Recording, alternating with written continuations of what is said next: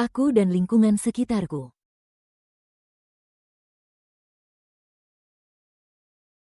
Assalamualaikum warahmatullahi wabarakatuh.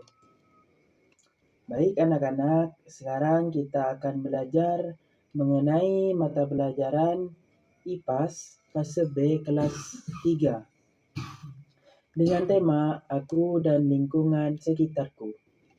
Nah, pernahkah kalian mengunjungi tempat yang jauh atau mengalami kebingungan saat dalam perjalanan? Nah, pastinya agar tidak tersesat saat menuju suatu lokasi, kita dapat memanfaatkan peta dan denah sebagai petunjuk arah. Jadi misalkan ketika kalian bepergian mau ke hiburan atau apa itu, agar tidak bingung saat perjalanan itu kita bisa memanfaatkan peta dan denah sebagai petunjuk arah. Dalam bab ini kita akan belajar membuat dan menggunakan denah, memahami arah mata angin, serta mengenali kenampakan alam dan buatan di lingkungan sekitar kita. Selanjutnya, topik A, denah rumahku. Nah, apa itu denah? Denah adalah gambar yang menunjukkan letak suatu tempat atau rancangan sebuah gedung maupun bangunan. Denah membantu kita mengetahui posisi setiap ruangan secara jelas dan mudah dimengerti. Jadi denah itu adalah gambar yang dimana gambar itu menunjukkan letak suatu benda atau tempat rancangan sebuah gedung maupun bangunan. Contohnya seperti sekolahan, masjid, dan sebagainya. Nah, bagaimana denah dapat membantu kita? Denah membantu kita memahami hubungan letak antar ruangan sehingga lebih mudah menemukan tempat yang ingin dituju. Dengan denah kita tidak mudah kebingungan saat berada di dalam rumah atau bangunan besar. Bagaimana cara membuat denah? Cara membuat denah, siapkan kertas kosong dan alat tulis. Gambar garis-garis membentuk kotak-kotak ruangan. Gunakan garis tebal untuk dinding dan tuliskan nama setiap ruangan seperti kamar tidur, dapur, kamar mandi, teras, dan ruang tamu. Jadi, dengan memperhatikan gambar denah, kita dapat mengetahui posisi setiap ruangan di dalam rumah secara lebih jelas. Melalui denah, kita juga bisa memahami arah dan susunan ruangan dengan rapi sehingga kita tidak mudah kebingungan saat berada di dalam rumah kita. Baik, selanjutnya adalah cara membuat denah rumahku. Ketika kita ingin membuat denah, itu contohnya seperti kita membuat denah rumah kita. Langkah-langkah yang pertama itu siapkan selembar kertas kosong dan alat tulis. Yang kedua, bayangkan kalian sedang berada di dalam rumah kalian. Yang ketiga, mulailah membuat denah dengan menggambar garis-garis hingga membentuk kotak-kotak ruangan. Yang keempat, gunakan garis yang lebih tebal untuk menunjukkan bagian dinding. Yang kelima, tuliskan nama setiap bangunan. Contohnya seperti kamar tidur, dapur, kamar mandi, teras, ruang tamu, ruang keluarga, dan balkon pada bagian yang sesuai. Yang keenam, kalian boleh menambahkan gambar perabot seperti kasur, meja, kursi, lemari, dan lain-lain. Yang ketujuh, mintalah bantuan orang dewasa apabila mengalami kesulitan. Saat kalian kesulitan untuk membuat denah ini, cobalah kalian itu minta tolong kepada orang tua kalian. Yang kedelapan, setelah selesai, ceritakan hasil denah rumah kalian kepada teman atau guru kalian. Selanjutnya yaitu menemukan ruangan perpustakaan di sekolah. Nah, siswa kelas 3 mendapatkan tugas mengenai lingkungan sekolah. Guru memberikan sebuah denah sekolah dan meminta siswa menemukan lokasi perpustakaan mereka. Jadi, denah tidak hanya digunakan untuk rumah dan sekolah. Kalian bisa menggambarkan denah untuk gedung perkantoran, stadion olahraga, kebun binatang, tempat wisata, bahkan denah desa, RT, tempat tinggal kalian. Nah, hal yang perlu dicantumkan dalam membuat denah, yaitu yang pertama judul denah. Misal, denah rumahku.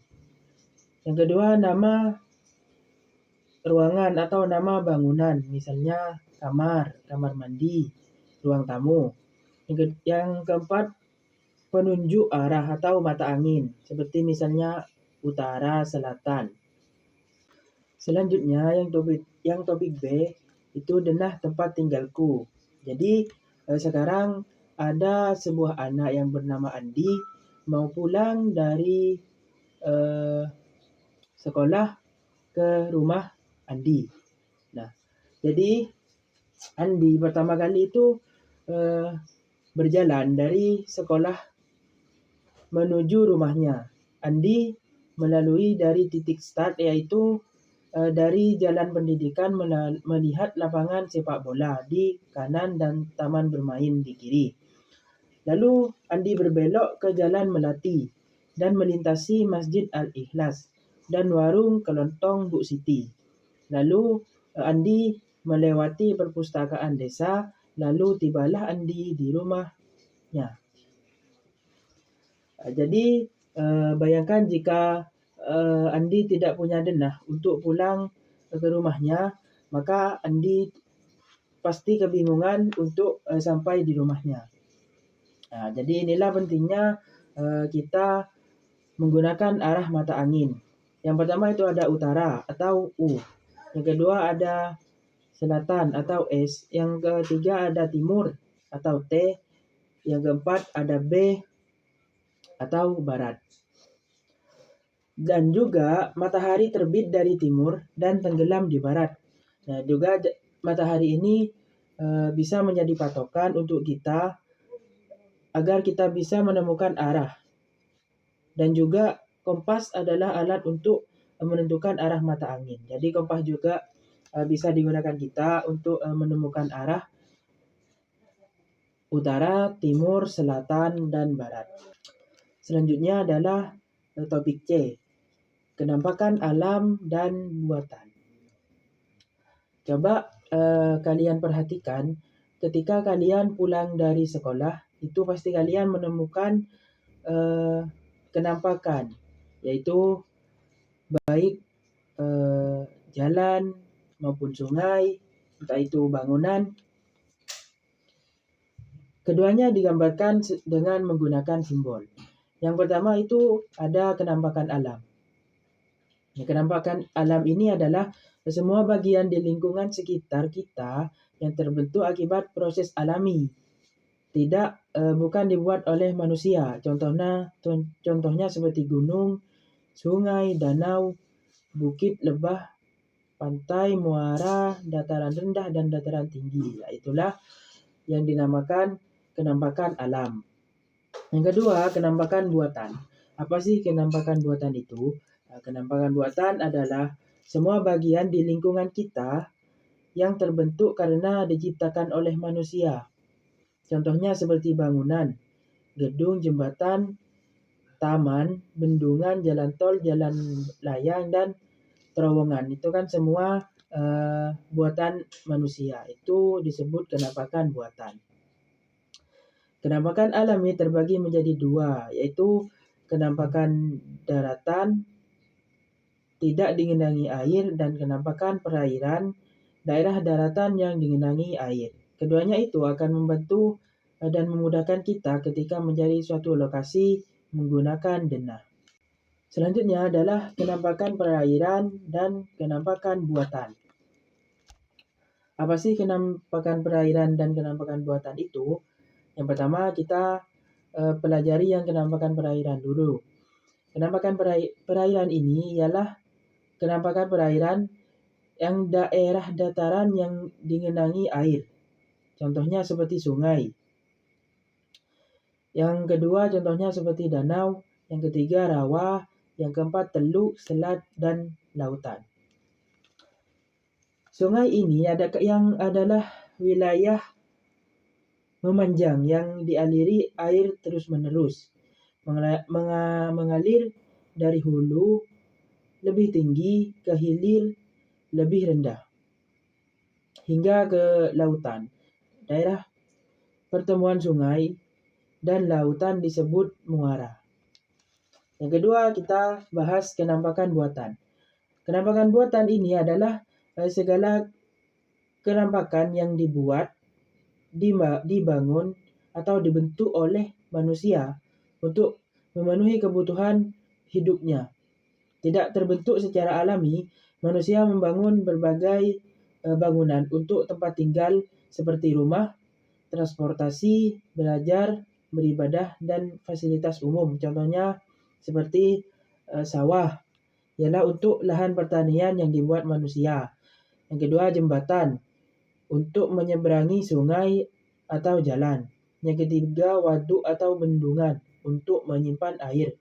Yang keempat rumah, gedung, sekolah.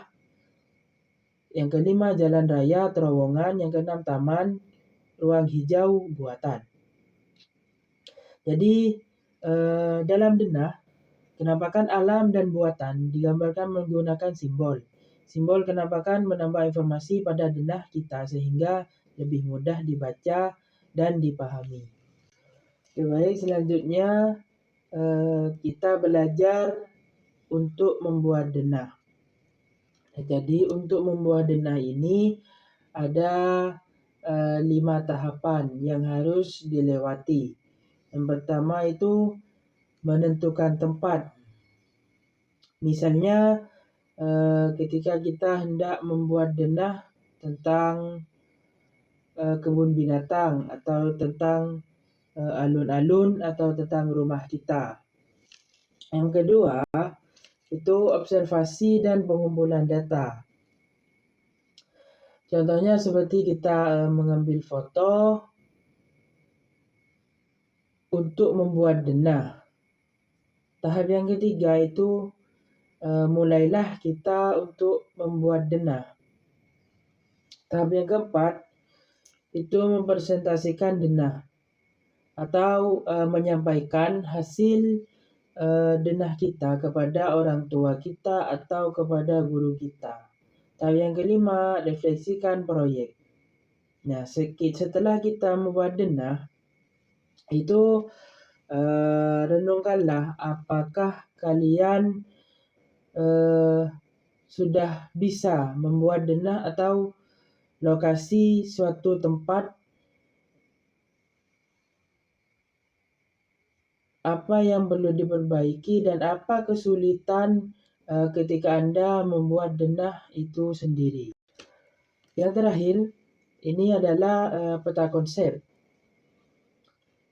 Peta konsep denah. Denah itu ada 3 fungsi.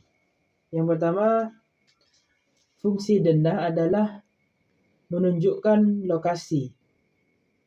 Yang kedua, menjelaskan rute. Yang ketiga, rencanakan tata letak. Nah, isi denah itu ada 2, kenampakan alam dan juga kenampakan buatan. Kenampakan alam ini ada 2. Yang pertama kenampakan alam daratan. Yang kedua kenampakan alam perairan. Contohnya yang daratan seperti gunung, bukit, dan sawah. Contohnya yang perairan adalah laut, sungai, dan waduk. Kenampakan buatan itu contohnya seperti rumah, jalan, dan sekolah. Nah, komponen utama ketika kita hendak membuat denah yaitu adalah judul peta, petunjuk arah, daftar simbol, dan isi peta. Mungkin cukup itu saja materi kita kali ini. Kurang lebihnya mohon maaf. Wassalamualaikum warahmatullahi wabarakatuh. Terima kasih sudah menonton.